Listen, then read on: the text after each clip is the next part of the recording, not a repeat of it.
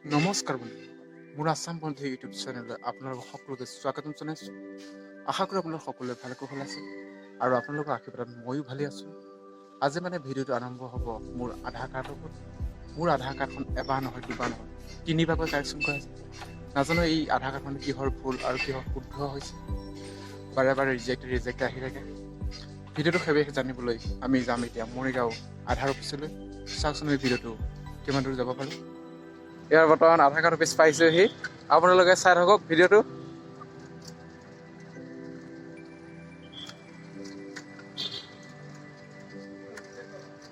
দাদা ৰিজেক্ট হ'ল, তিনিবাৰ কাৰেকশ্যন কৰা হ'ল তথাপি ৰিজেক্ট হ'ল।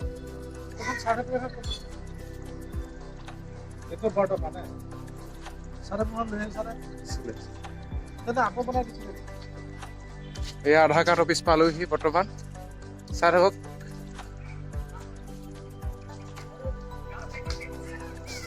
ইয়াৰ চাই থাকক আপোনালোকে, ইয়াতে আধাৰ কাৰ্ড বনোৱা হয়। ইয়াৰ এই দাদাজন অহা নাই এতিয়া বৰ্তমান, চাই থাকক। ইয়াৰ মোৰ আধাৰ কাৰ্ডখন ৰিজেক্ট তিনিবাৰকৈ কাৰেকশ্যন কৰা হৈছে, কিন্তু ৰিজেক্ট আহি থাকে। ইয়াৰ দাদা এই 5 বছৰ ল'ৰা ছোৱালী আধাৰ কাৰ্ড খুলিব পাৰে নে নহয়?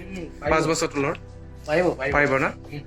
সিহঁতৰ তলখিনি পাৰিব। জন্ম চাৰ্টিফিকেট লাগিব তেওঁলোকক, লগতে তেওঁলোকৰ গাৰ্জেনৰ চহী লাগিব নেকি? গাৰ্জেনৰ দেউতাকৰ আধাৰ কাৰ্ড লগতে চহী কৰিব লাগিব। গাৰ্জেন আহি এনে মোৰ ভাইটি এটা আছে, হাতখন অলপ আঙুলিকেইটা অলপ বেকা হয় পাৰিব না? বেছি আছে ন? আপোনাৰ আমাৰ ইয়াত ভেকচিন লগাই দিয়াৰ লগে লগে তাৰ যিটো হাতৰ চাপ এনে শাৰীৰিকভাৱে অক্ষম ধৰি লয় সক্ষম এনেকুৱা অন্ধৰ তেওঁলোকেও পাৰিব না? চিষ্টেমটো বেলেগ আছে।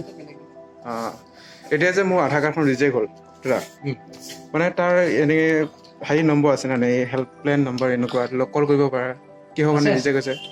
নে বায়'মেট্ৰিক NRC কাৰণে ৰিজেক্ট হৈছে নে? 1947 ফোন কৰাৰ লগে লগে এইটোৱে নম্বৰ, এইটো কল কাষ্টমাৰ কেয়াৰত 1947 এইটো কল কৰিলে কিহৰ কাৰণে ৰিজেক্ট হৈছে, কিহৰ কাৰণে হৈছে?